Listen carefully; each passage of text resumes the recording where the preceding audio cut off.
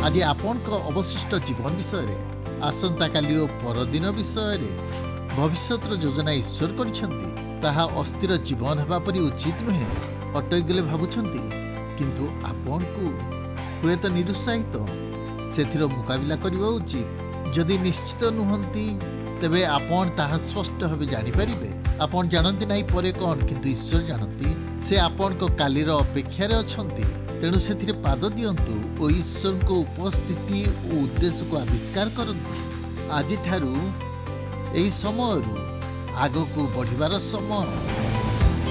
समय आसीछि आमे आमर परिस्थितिर ऊर्ध्व को उठिबा आमर भय को जय करिबा विश्वासर सहित भविष्य को सामना करिबा अतीत को परास्त करिबा महान विषय सब हासिल करिबार आकांक्षा करिबा ईश्वर आम पई आहुरी अधिक किछि रखिचंती एहा अटकी जिबार समय नुहे एहा आगु को बढ़िबार समय। जीन हानसन और तांको स्वामी स्टीव सेंट लुसियार एक सुंदर बीच रिसोर्ट रे वार्षिकी पालन कले। दिने सकाळे रिसोर्टर वेलनेस ट्रेड रे चलिबाकू निष्पत्ति नेले। 1 माइल पथरे संतुलन बीम पुल अप थिला जोथिरे उच्च बीम दौड़ एक उच्च व्यायाम स्टेशन थिला। प्रत्येक स्थान रे किछि कार्य से कले तापरे रो ब्रिज निकट को आसिले। स्टीव सहजरे पार कले जीन किंतु पार करि पारले नहीं। से कहले मु देखि पारुथिली बड़ बड़ गात से मछिरे थिला जदि मो गोड़ पशि जाए मु ता भितरे पशिजीवी भाविली। भय तांको पराजित कला और पछक घटिगले निराश और हताश मध्य दे चलीगले। परदिन से और स्टीव 24 फुट लंबा नौका यात्रा कले। जीन प्रथम थर पाई नौ यात्रा करुथिले और तरंगटी नौका उपरे पिटी होउथिला। अभिज्ञ नाविक माने नाव चलाउथिले किंतु जीन जानिथिले जे रोप ब्रिज ठारू मध्य यह आहुरी विपदपूर्ण थिला। परदिन सकाळे जीन और स्टीव पुणी थरे वेस्टफेल ट्रेल ऊपर को गले। एथर से कहले मु किछि कहि नथिली सीढ़ी ऊपर चढ़ी गली मु जानिथिली मु अटकी भी नहीं निश्चय आरपारी की जीवी प्लाटफर्म रे गोटे सेकेंड पे अटकी गली और निजको विजय अनुभव कली आरपारी गली। आमे सचोट भावे कहबा गले विपद को आमे एड़े देबाकू चाहि थाउ। विपद जीवन रो अंश यह विश्वासर एक बड़ अंश। समस्त विपद उपयुक्त नुहे किंतु जदि आमे भयर बसीभूत हो ताहेले वृद्धि पाइबार सुजोग को हरई बसिबा। खेल निरापद अच्छी निरापद जदि आगक बढ़ा चाहूंती विश्वास आधारित विपदर सम्मुखीन होगा प्रस्तुत रुहतु। सचोट भावे कहबा गले मु सबुबेले सुरक्षा और प्रतिरक्षा विषय चिंता करे। बाइबल रे जणे व्यक्ति अछंती जे मते प्रेरणा दियंती जे विपद समय प्रभु को ऊपर निर्भर रखिबा पई। मु निश्चित जे आपण आगकू जाई परिबे जदि भय करिवे नाही विश्वास रे पदक्षेप नेबे। सेई व्यक्ति कैलेब आपण जानती मु आपण को देखैबी पुरातन नियमर ए हीरो किपरि आपण को पई उत्साहजनक भविष्यत रे अनुग्रह पाइबा पई विपदर सम्मुखीन हेउछंती। गणना पुस्तक रे मूसा 12 जन को पठाइले जियोसियो कालेब 10 जन प्रतिज्ञात देश जेपरी अनुसंधान करिवे। एमाने छाउणीर निरापद स्थान छाड़ी गले जर्दन नदी पार होई किणान रे प्रवेश करिवे। सेमानकर लक्ष्य थिला जे भूमि को देखिबे शत्रु मान को पर्यवेक्षण करिवे दुर्ग अर्धन्य करिवे जनसंख्या आकलन करिवे ओ ईश्वर जो प्रतिज्ञात देश देइछंती ताहा लक्ष्य करी सेमाने फेरी आसिबे। बाइबल कहानी एपरी कहे एणु सेमाने सीन प्रांतर यात्रा करी हमातर प्रवेश स्थान आउ सेमाने दक्षिण दिग देई हिब्रोन पर्यंत उपस्थित हेले। सेठारे हिब्रोन पूर्व पुरुष अब्राहम इसाक और जाकबଙ୍କ गृह थिला किंतु वर्तमान अनाकार वंशधर जो माने दुष्ट गोष्ठी बोली जना जाउथिले सेमान थिले। योद्धा मान को देखी गुप्तचर भयभीत हेले। सेमाने शीघ्र किणान रु डालिंब और डिम्बुरी फल संग्रह कले। ସେମାନଙ୍କ ମଧ୍ୟରୁ 2 ଜଣ ଦ୍ରାକ୍ଷା ରସ ଗୁଚ୍ଛକୁ ଆଣିଲେ।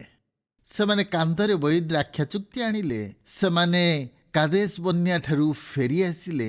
ସେମାନଙ୍କର ମିଶନ 40 ଦିନ ଥିଲା। କେହି ଜାଣିନଥିଲେ ସେମାନେ ବଞ୍ଚିଛନ୍ତି କି ମରିଛନ୍ତି। ଦିନ ପରେ ଦିନ ଇସ୍ରାଏଲର ପିରାମିଡର ପ୍ରହରୀମାନେ ଖୋଜୁଥିଲେ ସେମାନେ କୁଶଳ ଭାବେ ଫେରିଆସିବେ। କିନ୍ତୁ ଜାଣନ୍ତି ସେମାନେ ଏକତାରେ ନଥିଲେ। ସେମାନେ ନିଜ ନିଜ ସୁରକ୍ଷା ଚାହୁଁଥିଲେ। ଆସନ୍ତୁ ଆଉ କିଛି କାହାଣୀ ନେବା। କିପରି ଆମେ ସୁରକ୍ଷିତ ଭାବେ ବଞ୍ଚିପାରିବା ସେ ବିଷୟରେ ଚିନ୍ତା କରିବା। ଏ ନାମ ଶୁଣିଛନ୍ତି କି? ସାମୁଅ, ସାଫଟ, ଜିଗାଲ, ପଲ୍ଟି, ଗିଦିଏଲ, ଗଦି, ଅମିଏଲ, ସଥୁର, ନହବି, ଗୟେଲ। ମୁଁ ସେମାନଙ୍କୁ ପୂର୍ବରୁ ଜାଣିନାହିଁ। ଆପଣ ଜାଣିଛନ୍ତି କି? ନକାରାତ୍ମକ ଭାବେ ଏଇ 10 ଜଣ ବ୍ୟକ୍ତି ସେମାନେ ନିଜ ଜୀବନରେ ବିପଦକୁ ଦେଖିଲେ ଓ ଈଶ୍ୱରଙ୍କ ଉପରେ ବିଶ୍ୱାସ କରିବା ସମ୍ପୂର୍ଣ୍ଣ ଭୁଲିଗଲେ। ହତାଶ ଥିଲେ। ଇସ୍ରାଏଲ ଲୋକମାନଙ୍କୁ ନିରାଶ ସେମାନେ କଲେ। ଏହି ଲୋକମାନେ 3ଟି ଭୟଙ୍କର ଭୁଲ କଲେ। ଯଦି ଆମେ ସତର୍କ ନ ରହୁ ଆମମାନେ ମଧ୍ୟ ଏଇ ଭୁଲ କରିପାରିବା। ସେମାନେ ଭୁଲ କଲେ। ଆମେ ଯେପରି ତାହା ନ କରୁ। ପ୍ରଥମେ ସେମାନେ ବିରୋଧୀକୁ ବଡ଼ ବୋଲି ଭାବିଲେ। ହଁ, ଆମେ ତାହା ଅନେକ ସମୟରେ କରୁ। ଈଶ୍ୱର ଚାହାନ୍ତି ଯେ ଆମେ ଆଗକୁ ବଢ଼ିବାକୁ ହେବ। ଆମମାନଙ୍କୁ ଦୁଃସାହସିକ କାର୍ଯ୍ୟ, ଆହ୍ୱାନ, ବିଜୟ ଓ ଅର୍ଥପୂର୍ଣ୍ଣ କାର୍ଯ୍ୟ କରିବାକୁ ହେବ। ଭବିଷ୍ୟତରେ ବଢ଼ିବା ପାଇଁ ଗଣନା 13 ପର୍ବରେ 10 ଜଣ ଗୁପ୍ତଚର ସବୁ ବିପଦକୁ ବଡ଼ କରି ଦେଖିଲେ। ଭବିଷ୍ୟତ ନିମନ୍ତେ ଈଶ୍ୱର ଯେଉଁ ସେତୁ ନିର୍ମାଣ କରିଥିଲେ ତାହା ଦେଖିପାରିନଥିଲେ। ବାଇବେଲ କହେ ଯେଉଁମାନେ ତାଙ୍କ ସହିତ ଯାଇଥିଲେ ସେମାନେ କହିଲେ ଆମେ ତାଙ୍କ ବିରୁଦ୍ଧରେ ଯାଇପାରିବୁ ନାହିଁ, କାରଣ ସେମାନେ ଆମମାନଙ୍କଠାରୁ ବଳବାନ। ଏହି ରୂପେ ସେମାନେ ଯେଉଁ ଦେଶ ଅନୁସନ୍ଧାନ କରିଥିଲେ ଇସ୍ରାଏଲ ସନ୍ତାନଗଣ ନିକଟରେ ସେହି ଦେଶର ଅଖ୍ୟାତି କରି କହିଲେ ଆମମାନେ ଯେଉଁ ଦେଶ ମଧ୍ୟ ଦେଇ ଅନୁସନ୍ଧାନ କରିବାକୁ ଯାଇଥିଲୁ ସେହି ଦେଶ ନିବାସୀମାନଙ୍କୁ ଗ୍ରାସ କରେ। ପୁଣି ତହିଁ ମଧ୍ୟରେ ଆମମାନେ ଯେତେ ଲୋକଙ୍କୁ ଦେଖିଲୁ ସେମାନେ ବଡ଼ ଡେଙ୍ଗା ଆଉ ସେମାନେ ବଡ଼ ବଡ଼। ଆମେ ସେମାନଙ୍କ ନିକଟରେ ଫଳିଙ୍ଗ ପରି ଥିଲୁ। ଘରେ ଲକ୍ଷ୍ୟ କରନ୍ତୁ 10 ଜଣ ଅବିଶ୍ୱାସୀଙ୍କ ମଧ୍ୟରେ ସେମାନେ ଏପରି କହିଲେ। ପ୍ରଥମେ ଆମେ ତାଙ୍କ ବିରୁଦ୍ଧରେ ଯାଇପାରିବୁ ନାହିଁ। ଦ୍ୱିତୀୟରେ ସେମାନେ ଆମ ପକ୍ଷ ଶକ୍ତିଶାଳୀ। ତୃତୀୟରେ ଭୂମି ସେମାନଙ୍କ ପରି ନୁହେଁ। ଚତୁର୍ଥରେ ପୁରୁଷମାନେ ବଡ଼ ଉଚ୍ଚ। ପଞ୍ଚମରେ ପୁରୁଷମାନେ ଅନାକାର। ସପ୍ତମରେ ସେମାନେ ମହାନ ଅଟନ୍ତି। ଆମେ ଝିଣ୍ଟିକା ପରି। ଯଦି ଆପଣ ଆଗକୁ ବଢ଼ିବାକୁ ଚାହୁଁଛନ୍ତି, ଯଦି ନେତୃତ୍ୱ ନିଅନ୍ତି, ଆପଣଙ୍କୁ ବିପଦର ସମ୍ମୁଖୀନ ହେବାକୁ ହେବ। ଇତିହାସରେ ମହାନ ନେତାମାନେ ଏହା ଶିଖିବାକୁ ହେବ। ଆଗକୁ ବଢ଼ିବାରେ ବିପଦ ରହିଛି। ସଫଳ ହୋଇପାରିବା ନାହିଁ ସଂଘର୍ଷ ବିନା। ଗୃହଯୁଦ୍ଧର ଆରମ୍ଭରେ କୌଣସି ସାମରିକ ଉଜ୍ଜ୍ୱଳ ଦେଖାଯାଉନଥିଲେ ଜର୍ଜ ବି ମେକ୍କ୍ଲେଲନଙ୍କ ପରି। ଆମେରିକା ଗଣରାଜ୍ୟର ନେପୋଲିଅନ ବୋଲି କହନ୍ତି। ଲିଙ୍କନ ତାଙ୍କୁ ସେନାର କମାଣ୍ଡର କଲେ। ପରେ ସେ ଜେନେରାଲ ଚିଫ୍ ଭାବେ ଉନ୍ନତି ହେଲେ ୟୁନିୟନ ଆର୍ମିର। ମ୍ୟାକ୍କ୍ଲେଲନ ଘୋଡ଼ା ଉପରେ ଏକ ଚମତ୍କାର ବ୍ୟକ୍ତିତ୍ୱ ଥିଲେ। ଦେଖାଯାଉଥିଲେ ଯେପରି ତାଙ୍କ ଭୂମିକା ଭିନ୍ନ ଥିଲା, କିନ୍ତୁ ଶତ୍ରୁମାନଙ୍କ ଆକାରକୁ ଅତିରଞ୍ଜିତ କରୁଥିଲେ ଓ ବିପଦକୁ ବୃଦ୍ଧି କରୁଥିଲେ। ଶତ୍ରୁମାନଙ୍କ ପ୍ରତି ତାଙ୍କର ଯେତିକି ଭୟ ଥିଲା ସେତିକି ଆତ୍ମବିଶ୍ୱାସ ଥିଲା। ଦୌଡ଼ି ନ ଦେଖି ଗାତ କେବଳ ଦେଖନ୍ତି। ଯଦିଓ ସଂଗଠିତ ଭାବେ ପ୍ରସ୍ତୁତ ଥିଲେ କୋଚିତ୍ ଯୁଦ୍ଧ କରିବା ପାଇଁ, ଯେତେବେଳେ କଲେ ତାଙ୍କ ଉଦ୍ଦେଶ୍ୟ ଥିଲା ଜିତିବା ନୁହେଁ ବରଂ ତାକୁ ଏଡ଼େଇବା। ଲିଙ୍କନ ଶେଷରେ ମ୍ୟାକ୍କ୍ଲେଲନଙ୍କୁ କହିଲେ ଯଦି ସେନାକୁ ବ୍ୟବହାର କରିବ ନାହିଁ ମୁଁ ଧାର ନେବି କିଛି ସମୟ ପାଇଁ। 10 ଜଣ ଗୁପ୍ତଚର। ଯେତେବେଳେ ଆମେ ଆମ ବିପକ୍ଷକୁ ତୁଳନା କରୁ ଈଶ୍ୱରଙ୍କ ସହିତ ବିପକ୍ଷର ତୁଳନା କରିବା ପରିବର୍ତ୍ତେ ଭୟର ପରିସ୍ଥିତିରେ ପଡ଼ିଯାଉ। ଯଦି ଏହା ଆପଣଙ୍କ ଜୀବନର ଏକ ନମୁନା, ତେବେ ପ୍ରଥମ ପଦକ୍ଷେପ ହେଉଛି ତାହା ଚିହ୍ନିବା। ଯେତେବେଳେ ଆମେ ବିପଦର ସମ୍ମୁଖୀନ ହେଉ ଆମେ ଚେଷ୍ଟା କରିବା ପରିବର୍ତ୍ତେ ହାର ମାନିଯାଉ। ଦ୍ୱିତୀୟରେ ସୁଯୋଗକୁ ଅଣଦେଖା କରୁ। ସେମାନେ ସେମାନଙ୍କ ବିପକ୍ଷମାନଙ୍କୁ ବଡ଼ ବୋଲି ଭାବୁଥିଲେ। ସେମାନେ ସେମାନଙ୍କର ସୁଯୋଗକୁ ଛୋଟ ବୋଲି ମନେ କରୁଥିଲେ। ଈଶ୍ୱର ସେମାନଙ୍କୁ ଦେଇଥିବା ବିଷୟକୁ ଅଣଦେଖା କଲେ। ସେମାନେ ହୃଦୟରେ ବିଶ୍ୱାସ କରନ୍ତି ଯେ ଈଶ୍ୱର ବିନଷ୍ଟ ହେବା ପାଇଁ ଛାଡ଼ି ଦେଇଛନ୍ତି। ସେମାନଙ୍କ ହୃଦୟ ଅସନ୍ତୁଷ୍ଟ ନୁହେଁ। ଆପଣ ନିଜ ପାଇଁ ଗଣନା 14 ପର୍ବ ପଢ଼ନ୍ତୁ। ଏଥିରେ ସମସ୍ତ ମଣ୍ଡଳୀ ଉଚ୍ଚସ୍ୱରରେ କୋଳାହଳ କଲେ ଓ ଲୋକମାନେ ସେଇ ରାତ୍ରିରେ ରୋଦନ କଲେ। ପୁଣି ଇସ୍ରାଏଲ ସନ୍ତାନଗଣ ସମସ୍ତେ ମୂଷାଙ୍କ ବିରୁଦ୍ଧରେ ଓ ହାରଣଙ୍କ ବିରୁଦ୍ଧରେ ବଚସା କଲେ ଓ ସମସ୍ତ ମଣ୍ଡଳୀ ସେମାନଙ୍କ ଆଗରେ କହିଲେ, ଆହା ଆମମାନେ ଯେବେ ମିସ୍ର ଦେଶରେ ମରିଥାନ୍ତୁ, ଆହା ଆମମାନେ ଯେବେ ଏଇ ପ୍ରାନ୍ତରରେ ମରିଥାନ୍ତୁ। ସଦାପ୍ରଭୁ ଆମମାନଙ୍କୁ ଖड्गରେ ନିପାତ କରିବା ପାଇଁ କି ହେତୁ ଏ ଦେଶକୁ ଆଣିଲେ? ଈଶ୍ୱରଙ୍କ ପ୍ରତି ସେମାନଙ୍କ ଧାରଣା ଲଜ୍ଜାଜନକ ଓ ହାସ୍ୟାସ୍ପଦ ଥିଲା। ପ୍ରଭୁ ସେମାନଙ୍କ ନିମନ୍ତେ ଯାହା କରିଥିଲେ, ସେମାନଙ୍କୁ ଦାସତ୍ୱ ଅବସ୍ଥାରୁ ଉଦ୍ଧାର କଲେ, ସେମାନଙ୍କୁ ସୁପ ସମୁଦ୍ର 2 ଭାଗ କଲେ, ସେମାନଙ୍କ ପାଇଁ ମେଘସ୍ତମ୍ଭ ଅଗ୍ନିସ୍ତମ୍ଭ ହେଲେ ଓ ସେମାନଙ୍କୁ ନୂଆ ନିୟମ ଦେଲେ, ବ୍ୟବସ୍ଥା ଓ ଖାଦ୍ୟ ଦେଲେ, ତଥାପି ସେମାନେ ଈଶ୍ୱରଙ୍କୁ ଭୁଲି ଯାଇଥିଲେ। ଆମେ ଯେତେବେଳେ ଅର୍ଥରେ ପାଇଥିବା ସମସ୍ତ ଆଶୀର୍ବାଦକୁ ମନେ ପକାଉ, ଆମେ ଭୁଲି ନ ଯାଉ ଯେ ସେ ଆଗାମୀ ଦିନରେ ଆଶୀର୍ବାଦ କରିପାରିବେ। ଆମେ ଆମ ଭବିଷ୍ୟତକୁ ଭୟ କରୁ। ଆମେ ଈଶ୍ୱରଙ୍କ ନେତୃତ୍ୱ ଆଡ଼କୁ ଦୃଷ୍ଟିପାତ କରୁ। ଶୟତାନ ଏପରି ସ୍ଥାନରେ ଆମମାନଙ୍କୁ ରଖିଦିଏ ଯେପରି ବିପଦର ସମ୍ମୁଖୀନ ହେଉ ଆମମାନେ ଅଳ୍ପ ବିଶ୍ୱାସୀ ହେଉ। ମୁଁ ଯାହା କହିବାକୁ ଚାହେଁ ତାହା ଦୃଢ଼ତାର ସହ ଆଗକୁ ବଢ଼ନ୍ତୁ। ଈଶ୍ୱର ଯାହା ଆପଣଙ୍କୁ ଦେଇଛନ୍ତି ତାହା ସମ୍ପୂର୍ଣ୍ଣ କରନ୍ତୁ। ବିରୋଧୀକୁ ବଡ଼ ଭାବନ୍ତୁ ନାହିଁ, ସୁଯୋଗକୁ ଛୋଟ ଭାବନ୍ତୁ ନାହିଁ। ଏପରି କଲେ ଉଦ୍ଦେଶ୍ୟକୁ ବିପଦରେ ଆପଣ ପକାଇବେ।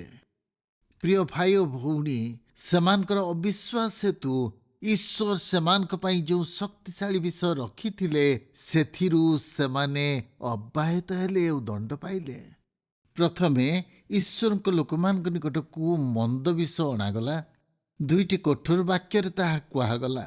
ପ୍ରଥମେ ଭୁଲ ରିପୋର୍ଟ ଦେଇଥିବା 10 ଜଣ ମୃତ୍ୟୁବରଣ କଲେ ମହାମାରୀରେ। ଗଣନା 14। ମୂଷା ଯେଉଁମାନଙ୍କୁ ଗୁପ୍ତଚର ଭାବେ ପଠାଇଲେ, ଆମ୍ଭ ବିରୁଦ୍ଧରେ ବଚସା କରୁଅଛି ଏହି ଯେଉଁ ଦୁଷ୍ଟ ମଣ୍ଡଳୀ, ତାହାକୁ ଆମ୍ଭେ କେତେ କାଳ ସହିବା? ଇସ୍ରାଏଲ ସନ୍ତାନଗଣ ଆମ୍ଭ ପ୍ରତିକୂଳରେ ଯେଉଁ ବଚସା କରୁଅଛନ୍ତି ତାହା ଶୁଣିଲୁ। ସେମାନଙ୍କୁ କୁହ, ସଦାପ୍ରଭୁ ଏଇ କଥା କହନ୍ତି, ଆମ୍ଭେ ଯେବେ ଜୀବିତ ହେଉ, ତେବେ ତୁମମାନେ ଆମ୍ଭ କର୍ଣ୍ଣଗୋଚରରେ ଯାହା କହିଅଛ ତାହା ଆମ୍ଭେ ତାହା ପ୍ରତି କରିବା। ଦ୍ୱିତୀୟରେ, ଯେଉଁମାନେ ଭୁଲ ରିପୋର୍ଟ ଦେଲେ ସେମାନେ ମଲେ ତାହା ନୁହଁ, କିନ୍ତୁ ଯେଉଁମାନେ ତାହା ଶୁଣିଲେ ସେମାନଙ୍କ ପ୍ରତି ମଧ୍ୟ ଦଣ୍ଡ ଆସି ପହଞ୍ଚିଲା। ତୁମମାନଙ୍କର ଏହି ଶବ ଏହି ପ୍ରାନ୍ତରରେ ପଡ଼ିବ। ତୁମମାନଙ୍କ ମଧ୍ୟରେ 20 ବର୍ଷ ଓ ତହିଁରୁ ଉର୍ଦ୍ଧ୍ୱ ତୁମମାନେ ଆମ୍ଭ ବିରୁଦ୍ଧରେ ବଚସା କରିଅଛ। ଆମ୍ଭେ ତୁମମାନଙ୍କୁ ଯେଉଁ ଦେଶରେ ବାସ କରାଇବାକୁ ହସ୍ତ ଉଠାଇଅଛୁ, ନିଶ୍ଚୟ ସେହି ଦେଶରେ ସିପିନିୟର ପୁତ୍ର କାଲେବ ଓ ନୁନର ପୁତ୍ର ଯୋଶୁଆ ଛଡ଼ା ତୁମମାନେ ପ୍ରବେଶ କରିବ ନାହିଁ। ପ୍ରଶ୍ନ ପଚାରିବି, ଆପଣଙ୍କ କିଣାନ କ'ଣ? କ'ଣ ମୁକାବିଲା କରିବା ପାଇଁ କହନ୍ତି? କ'ଣ ଅଧିକାର କରିବାକୁ କହନ୍ତି? କ'ଣ ହାସଲ କରିବାକୁ କହନ୍ତି? ଅବିଶ୍ୱାସ ସୁଯୋଗକୁ ହରାଇଥାଏ, ଉଦ୍ଦେଶ୍ୟ ବିପଦରେ ପକାଇଥାଏ। ତେଣୁ ନିଜକୁ ଜଗି ରଖୁ। ଈଶ୍ୱର ଯେତେବେଳେ ଆମମାନଙ୍କୁ ଦିଅନ୍ତି, ଶିଶୁ ପରି ଗ୍ରହଣ କରୁ। ଈଶ୍ୱର କହିଛନ୍ତି, ମୁଁ ବିଶ୍ୱାସ କରିଅଛି ଓ ମୁଁ ତାହା କରିବି। ନିରାପଦରେ କିପରି ବଞ୍ଚିପାରିବା? ତେଣୁ ଚିନ୍ତା କରିବା, ବିଶ୍ୱାସ ଜୀବନରେ କିପରି ବିପଦ ଆସେ। ତାହା କାଲେବ ନିକଟକୁ ନେଇ ଆସେ। ସେ ଓ ଯୋଶୁଆ ଗୁପ୍ତଚରଙ୍କ ମଧ୍ୟରେ ଅଳ୍ପ ସଂଖ୍ୟକ ଥିଲେ। କାଲେବ ଲୋକମାନଙ୍କୁ କହିଲେ, ଆସ ଆମମାନେ ଏକ ସାଙ୍ଗରେ ଉଠିଯାଉ ଓ ତାହା ଅଧିକାର କରୁ। କାଲେବଙ୍କ ନିରାଶତାକୁ ଦେଖନ୍ତୁ, ଯେତେବେଳେ ସମସ୍ତେ ତାଙ୍କ ବିରୁଦ୍ଧରେ କହୁଥିଲେ। ଈଶ୍ୱର ଶୁଣିଲେ। ଜଣେ ପରେ ଜଣେ ବୃଦ୍ଧ ବ୍ୟକ୍ତିମାନେ ମୃତ୍ୟୁବରଣ କଲେ। ସେମାନଙ୍କ ଶରୀର ପ୍ରାନ୍ତରରେ ପଡ଼ି ରହିଲା। ବୃଦ୍ଧ ମୂଷା ଯେତେବେଳେ ପର୍ବତ ଉପରକୁ ଗଲେ ଓ ମଲେ, ଯୋଶୁଆ ଓ କାଲେବ ସେମାନଙ୍କ ମଧ୍ୟରେ କେବଳ ଜୀବିତ ରହିଥିଲେ। ଇସ୍ରାଏଲ ଲୋକମାନଙ୍କୁ ପ୍ରତିଜ୍ଞାତ ଦେଶକୁ ନେବା ସମୟରେ ସେମାନେ ଯେପରି ବଳିଷ୍ଠ ଥିଲେ ସେପରି ଥିଲେ। ଯୋଶୁଆ ମୂଷାଙ୍କୁ ସଫଳ କଲେ। ଆମେ ଦେଖୁ ଯେ ଇସ୍ରାଏଲ ଜର୍ଦ୍ଦନ ପାର ହେଲା ପରେ କିଣାନ ଦେଶରେ ଯେତେବେଳେ ପ୍ରବେଶ କଲେ, ସେମାନେ ଗୋଟିଏ ରାଜ୍ୟ ପରେ ଗୋଟିଏ ରାଜ୍ୟ ଅଧିକାର କଲେ।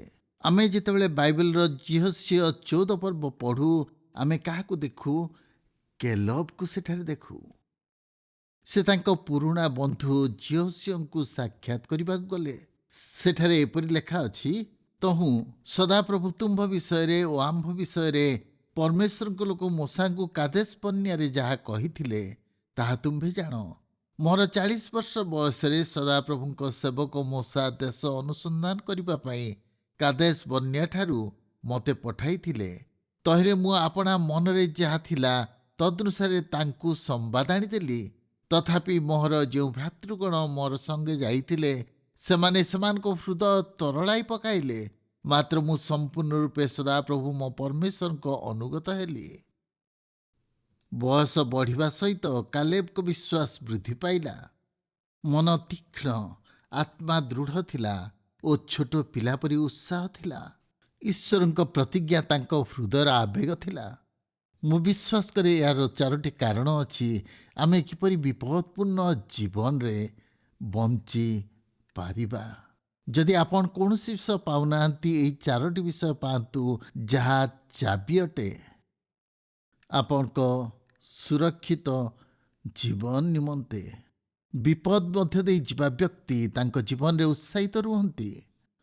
ପ୍ରଥମେ ଦେଖୁ, କାଲେବ ଉତ୍ସାହିତ ଥିଲେ। ସେ ଜିଓସିଓକୁ କହିଲେ, ଦେଖ, ପ୍ରାନ୍ତ ଭ୍ରମଣ କରିବା ବେଳେ ସଦାପ୍ରଭୁ ମୋସାଙ୍କୁ ସେଇ ଯେଉଁ କଥା କହିଥିଲେ ତଦ୍ବଦୀ ସଦାପ୍ରଭୁ ଆପଣା ବାକ୍ୟାନୁସାରେ ମୋତେ 45 ବର୍ଷ ହେଲା ଜୀବିତ ରଖିଛନ୍ତି। ଏଣୁ ଏବେ ଦେଖ, ମୁଁ ଆଜି 4 ବର୍ଷ ବୟସ୍କ ହୋଇଅଛି। ଅନ୍ୟ ଶବ୍ଦରେ କାଲେବ କହିଲେ, ମୁଁ 85 କିନ୍ତୁ 40 ପରି। କାରଣ ମୋର ସେଇ ଶକ୍ତି ଅଛି, ସେଇ ଉତ୍ସାହ ଅଛି, ସେଇ ଦୃଢ଼ତା ମୋର ରହିଛି ଯାହା 40 ବର୍ଷ ପୂର୍ବରୁ ଥିଲା। ମନତତ୍ତ୍ୱବିତ୍ କେ ରେଡଫିଲ୍ଡ ଏପରି ଉତ୍ସାହ ଆମକୁ ଏପରି ସ୍ଥାନକୁ ନେଇଯାଏ ଯେଉଁ ସ୍ଥାନକୁ ଆମେ ଯାଇପାରିନଥାନ୍ତୁ। ସୌରଜଗତ, ଚନ୍ଦ୍ର ଓ କଳ୍ପନା ମଧ୍ୟକୁ ଆମେ ଚାଲିଯାଉ। ଏହାର ଆନନ୍ଦ ଦ୍ୱାରା ଉଷ୍ମତା ଆମକୁ ଆମର ସାଧାରଣ ସ୍ଥାନଠାରୁ ଶାନ୍ତ ମନ କରେ ଏବଂ ବିଜୟ ପରେ ଫସଲ ଅମଳ ଓ ନୂତନ ଧାରଣା ଅପରିଚିତ ସ୍ଥାନକୁ ଆବିଷ୍କାର କରିବାରେ ସାହାଯ୍ୟ କରେ। ପୁଣି ଥରେ ଆଗକୁ ବଢ଼ୁ। ଏହା କାଲେବଙ୍କ ବିଷୟରେ ବର୍ଣ୍ଣନା ମୋ ବନ୍ଧୁ, ଆପଣଙ୍କ ପାଇଁ ମଧ୍ୟ ତାହା। ଏହା ଅତି କଷ୍ଟକର ଯେ ଆଗକୁ ବଢ଼ିବା କାଲେବଙ୍କର ଯେପରି ଥିଲା, ସେଇ ଆନନ୍ଦ ଆମମାନଙ୍କ ପାଇଁ ଅଛି। ଏହା ଆପଣଙ୍କ ପାଇଁ, ମୋ ପାଇଁ ଉପଲବ୍ଧ। ମୋ ପାଇଁ ଆପଣ କହିଲେ, ହଁ ସତ୍ୟ। ଖ୍ରୀଷ୍ଟ ତାଙ୍କ ମୃତ୍ୟୁବରଣ ଦ୍ୱାରା ଯେଉଁ ଉପାସନାପୂର୍ଣ୍ଣ ପ୍ରତିଶ୍ରୁତି ଆପଣଙ୍କ ଜୀବନରେ ଦେଇଛନ୍ତି, ଆପଣ ତାକୁ ଆନନ୍ଦର ସହିତ ଗ୍ରହଣ କରିପାରିବେ ଓ ଆନନ୍ଦ କରିପାରିବେ। ଆମ ଭାବନାକୁ ଆମେ ଜାବୁଡ଼ି ଧରିବା ନାହିଁ, କିନ୍ତୁ ଆମେ ଏକଥା କହିବା, ପ୍ରଭୁ ତୁମ ସାହାଯ୍ୟରେ ମୁଁ ଜିଓସିଓଙ୍କ ପରି, କାଲେବଙ୍କ ପରି ହେବି, ଅନ୍ୟ 10 ଜଣଙ୍କ ପରି ହେବି ନାହିଁ। ବିପଦର ସମ୍ମୁଖୀନ ଲୋକମାନେ ସେମାନଙ୍କ ଜୀବନରେ ଉତ୍ସାହିତ ଅଟନ୍ତି। ଦ୍ୱିତୀୟରେ, ସେମାନଙ୍କ ଭବିଷ୍ୟତକୁ ନେଇ କାଲେବ ଜିଓସିଓକୁ କହିଲେ, ଏ ତୁ ସେଦିନ ଏଇ ଯେଉଁ ପର୍ବତ ବିଷୟରେ ସଦାପ୍ରଭୁ କହିଥିଲେ ତାହା ମୋତେ ଦିଅ ଓ ନଗରମାନ ବୃହତ୍ ଓ ପ୍ରାଚୀର ବେଷ୍ଟିତ। ଏହା ତୁମ୍ଭେ ସେଦିନ ଶୁଣିଥିଲ। ହୋଇପାରେ ସଦାପ୍ରଭୁ ମୋର ସଙ୍ଗୀ ହେବେ, ମୋତେ ତାଙ୍କ ବାକ୍ୟାନୁସାରେ ଦେବେ। ଏଠାରେ କ'ଣ ଚାଲିଛି ମୁଁ ଜାଣେ ନା, କିନ୍ତୁ କାଲେବ ତାଙ୍କ ନେତାଙ୍କ ନିକଟକୁ ଯାଇ କହୁଛନ୍ତି, ମୋତେ ସବୁଠାରୁ କଠିନ କାର୍ଯ୍ୟ ଦିଅ କରିବାକୁ। ପଢ଼ିଲା ପରେ ମୁଁ କହିବାକୁ ଲାଗିଲି, ହଁ, 85 ବର୍ଷ ବୟସରେ କାଲେବ ପ୍ରସ୍ତୁତ ଅଛନ୍ତି ପାହାଡ଼ ସବୁକୁ ତାଙ୍କ ପିଲାମାନଙ୍କ ପାଇଁ ଅଧିକାର କରିବାକୁ। ଏଠାରେ କିଛି ଅଛି ମୁଁ ହରେଇବାକୁ ଚାହେଁନି। ଏହି ସମ୍ବାଦର ଆରମ୍ଭରେ ହେବ୍ରୋନ ବିଷୟରେ ମୁଁ କହିଥିଲି। ତାହା ପିତୃପୁରୁଷ ଅବ୍ରାହମ, ଇସାକ, ଯାକୋବଙ୍କ ଗୃହ। ବର୍ତ୍ତମାନ ତାହା ଅନାକୀୟମାନଙ୍କର ସ୍ଥାନ ହୋଇଅଛି। ଦୁଷ୍ଟମାନେ ସେଠାରେ ବାସ କରୁଅଛନ୍ତି। ସେମାନେ 10 ଗୁପ୍ତଚରଙ୍କୁ ଭୟଭୀତ କରିଥିଲେ। ସେମାନଙ୍କ ଶତ୍ରୁ ସମ୍ମୁଖରେ ପିଙ୍ଗଳ ପରି ସେମାନେ ଥିଲେ। ଏ ଅଂଶକୁ ଇସ୍ରାଏଲ ଲୋକମାନେ ଅଧିକାର କରିନଥିଲେ। ତାକୁ ସେମାନେ ଅଧିକାର କରିନଥିଲେ, ସେମାନଙ୍କ ହସ୍ତରେ ହିଁ ଥିଲା। ସମସ୍ତେ, କାଲେବଙ୍କ ଛଡ଼ା। ସେ କହିଲେ, ତାହା ମୋର ଅଧିକାରରେ ମୁଁ ନେବି। ମୁଁ ସେଇ ଯୋଦ୍ଧାମାନଙ୍କୁ ଦେଖିନେବି ଓ ତାହା ଅଧିକାର କରିବି। ଆପଣଙ୍କ ବୟସ, ପରିସ୍ଥିତି ଯାହା ହେଉନା କାହିଁକି, ଆପଣ କେଉଁ ପାହାଡ଼ରେ ଚଢ଼ିବେ, ଆପଣଙ୍କ ଉତ୍ସାହ ଆପଣଙ୍କୁ ଆଗକୁ ନେଇଯିବ। ଜେସିକା ଲଙ୍ଗ ଜଣେ ଅନାଥ ସାଇବେରିଆରେ ଶିଶୁ ଭାବେ ଜନ୍ମ ହେଲେ ଫିବୁଲାର ହେମିମେଲିଆ। ତାଙ୍କର ଫାଇବୁଲା ନଥିଲା, ଅର୍ଥାତ୍ ତାଙ୍କ ପାଦର ଅନେକ ହାଡ଼ ନଥିଲା। ବହୁତ ପ୍ରାର୍ଥନା ପରେ ଖ୍ରୀଷ୍ଟିଆନ ବେଟମୋର ଦମ୍ପତି ତାଙ୍କୁ 13 ମାସ ହେଲା ବେଳେ ତାଙ୍କୁ ପୋଷ୍ୟ ଗ୍ରହଣ କଲେ। କିଛି ମାସ ପରେ ଜେସିକାର ଗୋଡ଼ ଆଣ୍ଠୁରୁ ତଳକୁ କାଟି ଦିଆଗଲା। ବଢ଼ିଲା ବେଳେ ସେ ପିଲାମାନଙ୍କ ପରି କରିପାରୁନଥିଲେ। ସେ ପହଁରିବା ଶିଖିଲେ। ଜେଜେମାଙ୍କ ପୁଲରେ ପହଁରିବାକୁ ଲାଗିଲେ। 10 ବର୍ଷରେ ସେ ପହଁରିବା ଦଳରେ ଯୋଗ ଦେଲେ। 12 ବର୍ଷରେ 3ଟି ସ୍ୱର୍ଣ୍ଣ ପଦକ 2004 ଆଥେନ୍ସରେ ସେ ଜିତିଥିଲେ। ତାପରେ ସେ 3ଟି ପାରାଲିମ୍ପିକ୍ ଗେମ୍ରେ ଅଂଶଗ୍ରହଣ କଲେ। ସେ 13 ସ୍ୱର୍ଣ୍ଣ, 6 ରୌପ୍ୟ ଓ 4ଟି ବ୍ରୋଞ୍ଜ ସିଲ୍ ପାଇଲେ। ସେ ଆମେରିକାର ସବୁଠାରୁ ସୁସଜ୍ଜିତ ଅଲମ୍ପିଆନ୍ ହୋଇପାରିଥିଲେ। ସେ କହିଲେ, ମୁଁ ଉପଯୁକ୍ତ ଭାବେ ବଢ଼ିଛି, କିନ୍ତୁ ଖ୍ରୀଷ୍ଟଙ୍କ ନିକଟକୁ ନିଜେ ଆସିବାକୁ ହେଲା। ମୁଁ ନିଷ୍ପତ୍ତି ନେଲି, ମୁଁ ସମ୍ପୂର୍ଣ୍ଣ ଜୀବନ ଯୀଶୁଙ୍କୁ ଦେବି। ଉତ୍ତମ ନିଷ୍ପତ୍ତି ମୁଁ ନେଇପାରିଥିଲି। ସେ କିଛି ପରାମର୍ଶ ଦିଅନ୍ତି। ବିଶ୍ୱାସ କର ଯେ ଆପଣ ଅବିଶ୍ୱସନୀୟ କାର୍ଯ୍ୟ କରିପାରିବେ। ଆପଣଙ୍କ ବ୍ୟକ୍ତିତ୍ୱ ପାଇଁ ଈଶ୍ୱରଙ୍କ ଯୋଜନା ଅଛି। ଈଶ୍ୱର ଚାହାନ୍ତି ଆପଣ ଯେ କେହି ହୁଅନ୍ତୁ ନା କାହିଁକି, ମୁଁ ଗୋଡ଼ ନଥାଇ ଏହା କରିପାରିଛି, ଛୁଇଁପାରିଛି ଅନେକଙ୍କୁ। ଆପଣ ମଧ୍ୟ ଅନେକଙ୍କୁ ଛୁଇଁ ପାରିବେ। ଆପଣଙ୍କ ଜୀବନ ଉଜ୍ଜଳମୟ ହେବ। ଜେସିକା କୃତଜ୍ଞ ସହିତ କହିଲେ, ମୁଁ ଭବିଷ୍ୟତକୁ ଚାହେଁ। ପରେ କ'ଣ ହେବ ମୁଁ ସେଥିପାଇଁ ଉତ୍ସାହିତ। ସେ ରିପୋର୍ଟରକୁ ତାହା କହିଲେ। କେହି ଜଣେ କହନ୍ତି, ଯଦି ଭବିଷ୍ୟତ ବିଷୟରେ ଉତ୍ସାହିତ ଅଟନ୍ତି, ଗତ ବିଷୟ ପ୍ରଭାବ ପକାଇବ ନାହିଁ। ହୁଏତ ଜଗତ 2 ଭାଗରେ ବିଭକ୍ତ ହୋଇପାରେ। ସମଗ୍ର ବିଶ୍ୱ ମହାମାରୀ ଓ ସମସ୍ୟାର ଘେର ମଧ୍ୟରେ ଥାଏ। ଆର୍ଥିକ ଅବସ୍ଥା ସ୍ୱଚ୍ଛଳ ଥାଇ ନପାରେ, ବିଶ୍ୱାସରେ ଟଳମଳ ହୋଇପାରନ୍ତି। ତଥାପି ଆପଣଙ୍କର ପରବର୍ତ୍ତୀ ପଦକ୍ଷେପ ଈଶ୍ୱରଙ୍କ ପ୍ରତି ରହିଛି। କାଲେବ ଧଳା କେଶକୁ ବ୍ୟବହାର କଲେ ନାହିଁ ଭାରୀ ବିଷୟ ଉଠାଇବା ପାଇଁ। ସେ ଏକ ମହାନ ଆହ୍ୱାନକୁ ଗ୍ରହଣ କଲେ, କାରଣ ସେ ଜାଣିଥିଲେ ଯେ ଶକ୍ତିଯୁକ୍ତ ଇଚ୍ଛା ଶକ୍ତିଯୁକ୍ତ ପୁରସ୍କାର ଦେବ। ଜଣେ ଯୋଦ୍ଧାକୁ ଆଘାତ କଲେ ନିଜେ ଜଣେ ଯୋଦ୍ଧା ହେବ। ତାଙ୍କର ଭବିଷ୍ୟତର ଦର୍ଶନ ଥିଲା, ସେଥିପାଇଁ ସେ ବିଜୟ ହୋଇପାରିଥିଲେ। 85 ବର୍ଷ ବୟସରେ ବିଜୟ ହେଲେ। ବିପଦ ଗ୍ରହଣକାରୀ ଜୀବନରେ ଉତ୍ସାହିତ ହୁଅନ୍ତି। ସେମାନେ ସେମାନଙ୍କ ଭବିଷ୍ୟତ ପାଇଁ ଉତ୍ସାହିତ। ସେମାନେ ସେମାନଙ୍କ କାର୍ଯ୍ୟ ନିମନ୍ତେ ଆନନ୍ଦ କରନ୍ତି। କାଲେବ ତାଙ୍କ କାର୍ଯ୍ୟରେ ଉତ୍ସାହିତ ଥିବା ଦେଖୁ। ଯହୋଶୁଆ ଓ ଇସ୍ରାଏଲୀୟମାନେ ପ୍ରତିଜ୍ଞାତ ଦେଶରୁ ବିଦେଶୀମାନଙ୍କୁ ତଡ଼ିଦେବା ନିମନ୍ତେ ସଫଳ ହେଲେ। କାର୍ଯ୍ୟ ଶେଷ ହୋଇନଥିଲା। ଯହୋଶୁଆ 14 ପର୍ବର 15 ପଦ କହେ, କାଲେବ ଅନାକୀୟମାନଙ୍କ 3 ସନ୍ତାନଙ୍କୁ କାଢ଼ିଦେଲେ। ସସାଇ, ହେମନ ଓ ତନ୍ମୟ ଅନେକର ସନ୍ତାନ। କାଲେବକୁ ଯାହା କୁହାଯାଇଥିଲା ସେ କଲେ, ତାହା ଅତି ଶୀଘ୍ର କଲେ। ତାଙ୍କ ସଫଳତାର ରହସ୍ୟ, ସେହି ରହସ୍ୟ ନୁହେଁ। ସେ ଈଶ୍ୱରଙ୍କ ଶକ୍ତିରେ କରିପାରିଥିଲେ। ତାହା ଉତ୍ସାହଜନକ। ଆଜି ଦିଗ ପରିବର୍ତ୍ତନର ସେବା କାର୍ଯ୍ୟ ପୃଥିବୀ ସାରା, କାରଣ ତାହା ବିଶ୍ୱରେ ପ୍ରସାରଣ କରାଯାଇପାରୁଅଛି। ଟେକ୍ନୋଲୋଜିର ଶ୍ରେୟ ସାର୍ ଏଡୱାର୍ଡ ଆପଲ୍ଟନଙ୍କୁ ଯାଏ। ତାଙ୍କ ବୈଜ୍ଞାନିକ ଆବିଷ୍କାର 1947ରେ ନୋବେଲ ପୁରସ୍କାର ଦେଇଥିଲା। ତାଙ୍କ ସଫଳତାର ରହସ୍ୟ ବିଷୟରେ ପଚାରିବାରୁ ସେ କହିଲେ, ଏହା ଉତ୍ସାହଜନକ। ବୃତ୍ତିଗତ ଦକ୍ଷତାଠାରୁ ଉତ୍ସାହକୁ ମୁଁ ମୂଲ୍ୟ ଦିଏ। ଉତ୍ସାହ ଶବ୍ଦ ଜାଣନ୍ତି? ତା ଗ୍ରୀକ୍ ୱାର୍ଡରୁ ଆସିଛି ଇନ୍ ଈଶ୍ୱର, ଥିଓସିଜମ। ଏହା ଆଦ୍ୟ ଖ୍ରୀଷ୍ଟିଆନମାନଙ୍କର ଉତ୍ସାହ ବିଷୟରେ କହେ। ଯେତେବେଳେ ଈଶ୍ୱରଙ୍କ ଶକ୍ତି ଆମମାନଙ୍କ ହୃଦୟରେ ଥାଏ, ଈଶ୍ୱର ଆଶ୍ଚର୍ଯ୍ୟ କାର୍ଯ୍ୟ ଆମମାନଙ୍କ ବିପଦ ନେଉଥିବା ବ୍ୟକ୍ତିମାନେ ସେମାନଙ୍କ ଜୀବନରେ, ସେମାନେ ସେମାନଙ୍କ ଭବିଷ୍ୟତ ପାଇଁ ଉତ୍ସାହିତ। ସେମାନଙ୍କର ଉଦ୍ୟୋଗ ପାଇଁ ସେମାନେ ଉତ୍ସାହିତ ଏବଂ ସେମାନଙ୍କ ଈଶ୍ୱରଙ୍କ ନିମନ୍ତେ ଶକ୍ତିଯୁକ୍ତ। ତାହା ଆମ କାହାଣୀର ସାରାଂଶ ମଧ୍ୟକୁ ନେଇଯାଏ। କେବଳ ଈଶ୍ୱରଙ୍କ ଶକ୍ତି ଆମମାନଙ୍କୁ ମନେ ପକାଏ ଈଶ୍ୱରଙ୍କ ଇଚ୍ଛାନୁସାରେ ଜୀବନ କାଟିବା ପାଇଁ। କାଲେବଙ୍କ କାହାଣୀ ବାଇବେଲର 30ଟି ପଦ ମଧ୍ୟରେ ବର୍ଣ୍ଣନା ଅଛି। 30ଟି ପଦରେ 6 ଥର ଗୁପ୍ତ ଗୁପ୍ତ ବିଷୟ ଲେଖାଯାଏ ଯେ ବିପଦପୂର୍ଣ୍ଣ ପୁଣି ବିପଦ ନେବା ଜୀବନ ବିଷୟରେ। ମୁଁ ଆପଣଙ୍କ ସମ୍ମୁଖରେ ଏହା ରଖିବାକୁ ଚାହେଁ ଯେ ଏହା ଆପଣ ଲକ୍ଷ୍ୟ କରନ୍ତୁ କିପରି ଗୁରୁତ୍ୱପୂର୍ଣ୍ଣ ଓ ଶକ୍ତିଯୁକ୍ତ। 30 ପଦରେ 6 ଥର ଆମେ କାଲେବଙ୍କର ରହସ୍ୟ ଦେଖୁ, ଯାହା ଆମମାନଙ୍କୁ ତାଙ୍କ ରହସ୍ୟ ବିଷୟରେ କହେ। ଆମ ରହସ୍ୟ ବିଷୟରେ ଆମେ ଜାଣିପାରୁ ସେହି ପଦ ଏଠାରେ। ମାତ୍ର ଆମ୍ଭର ସେବକ କାଲେବଠାରେ ଅନ୍ୟ ଆତ୍ମା ଅଛି। ସେ ସମ୍ପୂର୍ଣ୍ଣ ରୂପେ ଆମ୍ଭର ଅନୁଗତ ହୋଇଅଛି। ଏଥିପାଇଁ ଯେଉଁ ଦେଶକୁ ଯାଇଥିଲା ସେହି ଦେଶରେ ଆମ୍ଭେ ତାହାକୁ ପ୍ରବେଶ କରାଇବା ଓ ତାହାର ବଂଶ ତାହାର ଅଧିକାର କରିବେ। କେବଳ ଜିଫନିର ପୁତ୍ର କାଲେବ ତାହା ଦେଖିବ। ପୁଣି ସେ ଯେଉଁ ଭୂମିରେ ପଦାର୍ପଣ କରିଅଛି ସେହି ଭୂମି ଆମ୍ଭେ ତାହାକୁ ତାହାର ସନ୍ତାନଗଣକୁ ଦେବା, କାରଣ ସେ ସଦାପ୍ରଭୁଙ୍କର ସମ୍ପୂର୍ଣ୍ଣ ଅନୁଗତ ଲୋକ।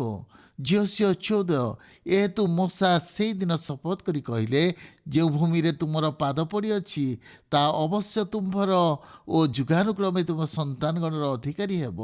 ଏହେତୁ ତୁମ୍ଭେ ସମ୍ପୂର୍ଣ୍ଣ ରୂପେ ସଦାପ୍ରଭୁ ଆମ୍ଭ ପରମେଶ୍ୱରଙ୍କ ଅନୁଗତ ହୋଇଅଛ। ଝିଅସିଅ 14 ଏହେତୁ ଆଜି ପର୍ଯ୍ୟନ୍ତ ହିବ୍ରୋନ କନିସୀୟ ଜିଫନିର ପୁତ୍ର କାଲେବର ଅଧିକାର ହୋଇଅଛି। ଏହେତୁ ସେ ସମ୍ପୂର୍ଣ୍ଣ ରୂପେ ସଦାପ୍ରଭୁ ଇସ୍ରାଏଲ ପରମେଶ୍ୱରଙ୍କ ଅନୁଗତ ହୋଇଥିଲେ। ଏବେ ଆପଣ ଶୁଣିପାରିଥିବେ ଯେ ଏହି ସମସ୍ତ ପଦରେ ଶୁଣିବା ବିଷୟରେ କୁହାଯାଏ। କାଲେବ ସମ୍ପୂର୍ଣ୍ଣ ଅନୁଗତ, ସମ୍ପୂର୍ଣ୍ଣ ଅନୁଗତ, ସମ୍ପୂର୍ଣ୍ଣ ଅନୁଗତ ଈଶ୍ୱରଙ୍କର। ତାଙ୍କୁ 85 ବର୍ଷ ହେବା ସମୟରେ ତାଙ୍କ ପିଢ଼ିର ଅନେକ ଲୋକ ଆଶା ଛାଡ଼ି ମୃତ୍ୟୁବରଣ କରିଥିଲେ, କିନ୍ତୁ କାଲେବଙ୍କ ହୃଦୟରେ ଅଗ୍ନି ଜଳୁଥିଲା। ସେ ଈଶ୍ୱର ଦେଇଥିବା ଉତ୍ତମ କାର୍ଯ୍ୟ ବିପଦ ମଧ୍ୟରେ କଲେ। ଆଗକୁ ଯିବା ସମୟରେ କେଉଁ ବିପଦ ବିଷୟରେ ଈଶ୍ୱର କହୁଛନ୍ତି? ମୁଁ ସ୍ପଷ୍ଟ ଭାବେ କହିବାକୁ ଚାହେଁ, ବିପଦ ବିନା ଆଗକୁ ବଢ଼ିପାରିବେ ନାହିଁ। ତାଙ୍କ ଇଚ୍ଛା ପାର୍ଥିବ ସାନ୍ତ୍ୱନା ନୁହେଁ, କିନ୍ତୁ ସାହସ। ବିରୋଧ କରିବା ସମୟରେ ସାହସ, ସାଂସ୍କୃତିକ ପରିବର୍ତ୍ତନ ସମୟରେ ସାହସ, ଅଜ୍ଞାତ ବିଷୟର ସମ୍ମୁଖୀନ ହେବା ସମୟରେ ସାହସ। ଈଶ୍ୱର ସୁରକ୍ଷା ମନୋନୀତ କରନ୍ତି ନାହିଁ, ମୂଲ୍ୟ ଦେବାକୁ ପଡ଼ିଥାଏ। ଗଣନା ପାଇଁ ଈଶ୍ୱର ସୃଷ୍ଟି କରିଛନ୍ତି, ଆମକୁ ଗଣନ୍ତି ନାହିଁ। ଏହା ଆଗକୁ ବଢ଼ିବାର ଆପଣଙ୍କ ସମୟ ଓ ମୋ ସମୟ ଆଗକୁ ବଢ଼ିବାର, ସୁରକ୍ଷିତ କ୍ଷେତ୍ରରୁ ବିଶ୍ୱାସ କ୍ଷେତ୍ରକୁ ଆଗକୁ ବଢ଼ିବା ସମୟ। ଦିଗ ପରିବର୍ତ୍ତନ କାର୍ଯ୍ୟକ୍ରମରେ ଯୋଗ ଦେଇଥିବାରୁ ଧନ୍ୟବାଦ। ଯେତେ ଈଶ୍ୱରଙ୍କ ବାକ୍ୟ ଅଧ୍ୟୟନ କରିବା ସେତିକି ବୁଝିପାରିବା। ଆମ ପ୍ରେମିକ ପିତା ଇଚ୍ଛା କରନ୍ତି ଯେ ବ୍ୟକ୍ତିଗତ ସମ୍ପର୍କ ଆମ ସହିତ ରଖିବା ପାଇଁ। ଯଦି ଆପଣ ସେହି ସମ୍ପର୍କ ରଖିବାକୁ ଚାହାନ୍ତି, ତାଙ୍କ ସହିତ ଅନନ୍ତ କାଳ ରହିବାକୁ ଚାହାନ୍ତି, ତେବେ ଆପଣ ଆପଣଙ୍କ ପାପରୁ ଅନୁତାପ କରି ଯୀଶୁଖ୍ରୀଷ୍ଟଙ୍କୁ କୁହନ୍ତୁ ପ୍ରଭୁ ଓ ତ୍ରାଣକର୍ତ୍ତା ହେବା ପାଇଁ। ଯଦି ବିଶ୍ୱାସର ପଦକ୍ଷେପ ନେଇଛନ୍ତି, ଆପଣଙ୍କ ନିଷ୍ପତ୍ତି ଅନ୍ୟ ବିଶ୍ୱାସୀମାନଙ୍କୁ କୁହନ୍ତୁ। ଭରସାଯୋଗ୍ୟ ସେବା କାର୍ଯ୍ୟ, ସ୍ଥାନୀୟ ମଣ୍ଡଳୀ ଏବଂ ଆପଣ ବିଶ୍ୱାସରେ ବୃଦ୍ଧି ପାଆନ୍ତୁ। ଆଶୀର୍ବାଦ କରନ୍ତୁ। ପରବର୍ତ୍ତୀ କାର୍ଯ୍ୟକ୍ରମରେ ସାକ୍ଷାତ ହେବ ଦିଗ ପରିବର୍ତ୍ତନ କାର୍ଯ୍ୟକ୍ରମରେ।